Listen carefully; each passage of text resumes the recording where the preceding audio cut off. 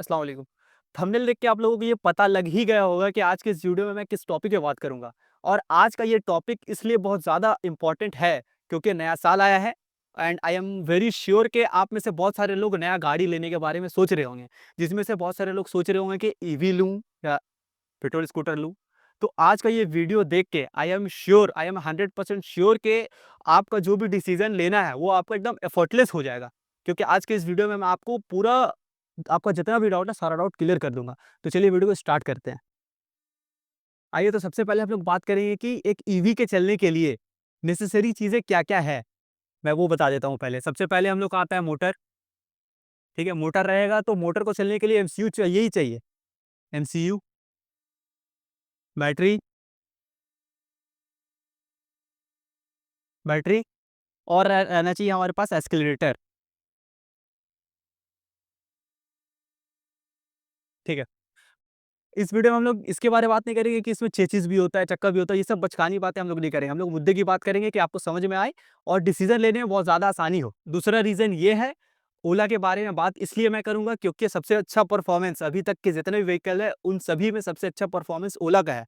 पहला number point ये हो गया। दूसरा नंबर पॉइंट बजट, सबसे बेस्ट रेट में सबसे अच्छा व्हीकल, सबसे अच्छा फीचर्स, वो सब ओला के ही पास है। इसलिए मैं सिर्फ़ और सिर्फ़ ओला के ही बारे में बात करूँगा इस वीडियो में। इसको मिटा देते हैं। तो इस वीडियो में हम लोग बात करेंगे सिर्फ़ और सिर्फ़ ओला के बारे में और ओला के ही बारे में क्यों बात करूँगा ये मैं बता देता हूँ सबसे पहले। ओला के बारे में बात करने का रीज़न ये है कि सबसे ज़्यादा मुझे नॉलेज ओला के बारे में है क्योंकि मैं ओला का एम्प्लॉयर रह चुका हूँ। तो उसके बारे में मुझे हर कुछ पता है और ज़्यादातर जितनी भी ईवी व्हीकल हैं, सबका जो बेसिक्स है, सब सेम होता है। तो हम लोग बात करेंगे सिर्फ़ और सिर्फ़ ओला के बारे में। तो अब मैं ये बता देता हूँ कि ओला जो ईवी है, उसमें क्या-क्या लगा रहता है मेन-मेन पार्ट, जो कि बहुत महँगा भी है। इन फ्यूचर अगर आपका वारंटी खत्म हो जाता है तो उसको चेंज कराने में आपका खर्चा कितना हो सकता है मैं ये बता देता हूँ। सबसे पहले उसमें होता है सबसे महँगा चीज़ और सबसे इम्पोर्टेंट चीज़ उसका होता है HMI. HMI, human machine interface. दूसरे नंबर पे आता है हमारा वीसीयू। तीसरे नंबर पे आता है हमारा बैटरी। चौथे नंबर पे आता है हमारा एमसीयू। ठीक है? वीसीयू क्या होता है भाई? तो वीसीयू होता है हमारा व्हीकल कंट्रोल यूनिट। जिससे क्या होता है व्हीकल में कब कौन सा ब्लैंकर जलाना है, कब कौन सा हेडलाइट जलना है, कब क्या होना है व्हीकल में, वो चीज़ है वीसीयू का काम, ठीक है? और वीसीयू ना भी रहे तो बहुत सारा गाड़ी चल सकता है, ये चीज़ आपके दिमाग में रहे। फिर हमारा बैटरी, अब सबका रेट मैं बता देता हूँ। सबसे पहले एचएमआई, एचएमआई आता है हमारा 26,000 का, ठीक है?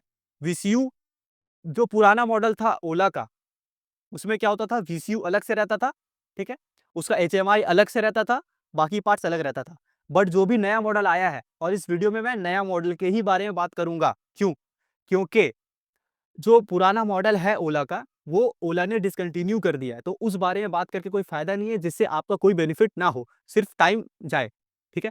तो हम लोग बात करेंगे तो ओला ओला ने क्या किया है अभी नए मॉडल में, उसमें किया है कि वीसीयू और एचएमआई को इनबिल्ड कर दिया है, मतलब एक साथ दोनों को बना दिया है, ठीक है? तो ये दोनों मिला कर के हुई आपको 26,000। बैटरी अगर 4 किलोवाट का है, तो हमारा ये पड़ जाता है 80 के का एप्रॉक्स, ठीक है? एमसीयू क्या पड़ जाता है भाई 20,000 का, ठीक है? चौथा नंबर होता है मोटर।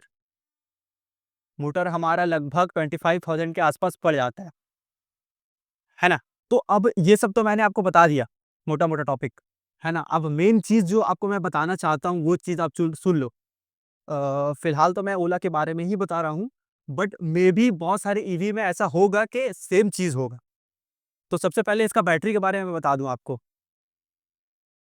बैटरी का क्या रोल है इसका? बैटरी सबसे पहले बात तो कि 4 किलोवाट का अगर है, तो वो आपका आता है 80,000 का, है ना?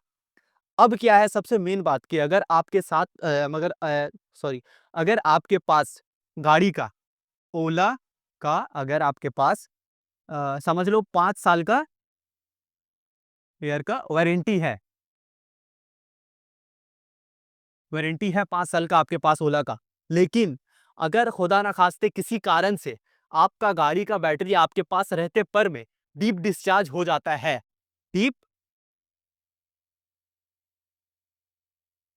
डीप डिस्चार्ज हो जाता है, तब जितना मतलब जो भी पैसा आपका बैटरी चेंज में लगेगा, क्योंकि डीप डिस्चार्ज जो है वो रिपेयर नहीं होता है।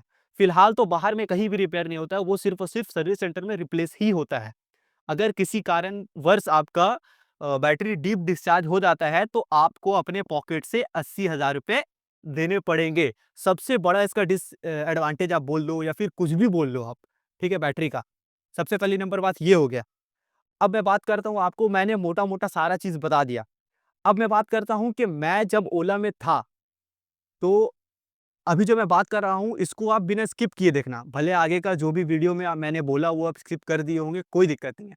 बट ये चीज़ ज़रूर सुनना, क्योंकि ये चीज़ बहुत ज़्यादा मेन पार्ट है। इस यही चीज़ आपको डिसाइड करवाएगा कि लेना है ईवी या फिर इलेक्ट्रिक स्कूटर ज़्यादा अच्छा रहेगा आपके लिए।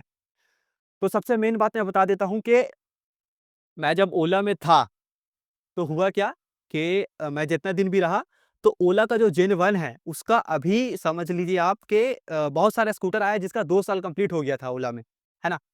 ओला में 2 साल कंप्लीट हो गया था, तो वो आया डेड में, है ना? उसके बाद क्या हुआ कि 2 साल जिसका भी हो गया था, उसका ज़्यादातर स्कूटर का बैटरी चेंज करना पड़ा। क्यों भाई? कि बैटरी डेड हो गया था। किसी का हो गया था ये क्या बोलते हैं उसको, सेल बैलेंसिंग हट गया था किसी का, तो क्या होता था कि 58% है और अचानक से 3% हो रहा है और गाड़ी बंद हो जा रहा है, ये हो रहा था। तो मतलब कि मैं जितना दिन भी रहा वहाँ पे, ओला के सर्विस सेंटर में काम करता रहा, मैंने बहुत सारा गाड़ी का बैटरी चेंज किया और साथ ही साथ एमसीयू भी चेंज किया, है ना? सबसे मेन पार्ट ये हो गया। अब जो मैं बोलना चाह रहा हूँ वो ये बात है कि मान लीजिए कि आपने खरीदा गाड़ी 2020 में, है ना? आफ्टर 2 इयर्स 2022 आता है। 2022 आते ही आपका बैटरी हो गया डिस्चार्ज, कोई भी कारणवश आपका बैटरी हो गया खराब, जो कि चेंज हो गया वारंटी में। क्यों?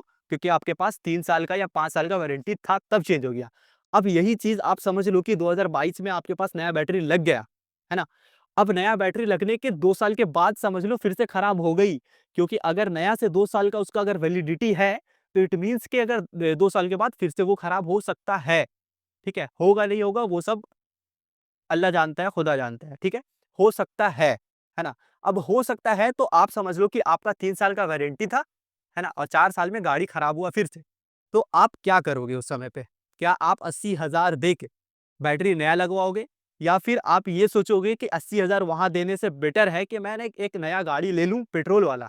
क्योंकि दोबारा अगर आप ईवी में एक बार फँस जाओगे या फिर कोई भी किसी चीज़ में फँस जाता है, तो वो गलती को दोबारा रिपीट नहीं करता है।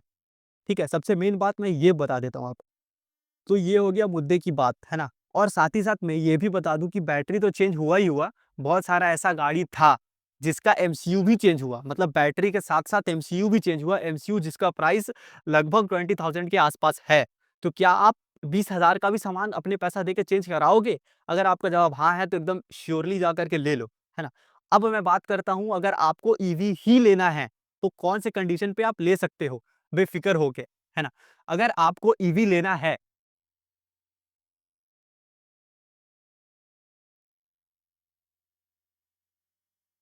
मैं सिर्फ ओला के बारे में बोल रहा हूँ।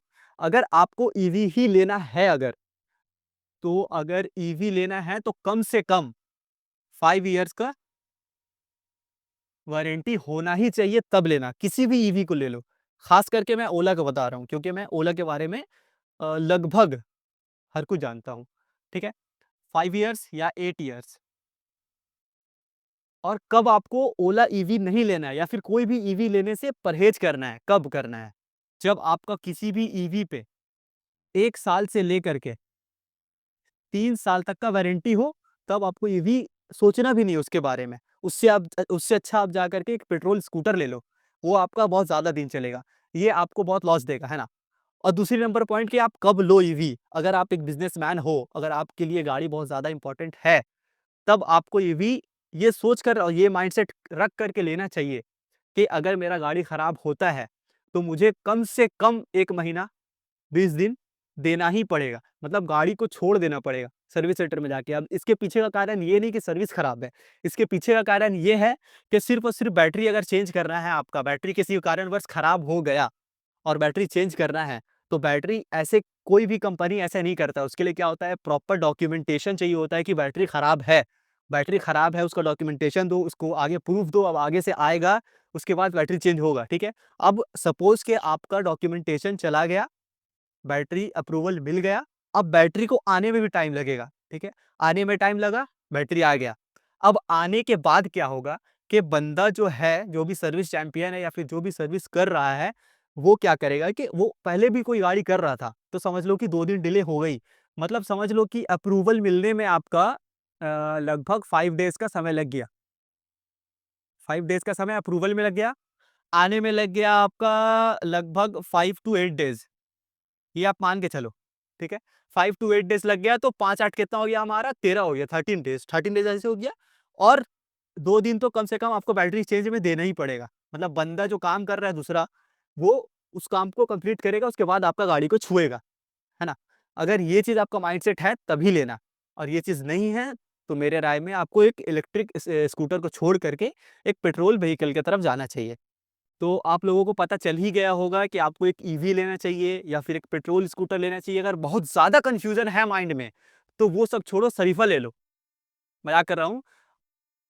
अगर वीडियो थोड़ा-सा भी वैल्यू ऐड किया होगा आपके थिंकिंग में या फिर कुछ भी आप सीखे होंगे वीडियो से, तो वीडियो को लाइक और सब्सक्राइब और शेयर ज़रूर करना। मिलता हूँ नेक्स्ट वीडियो में।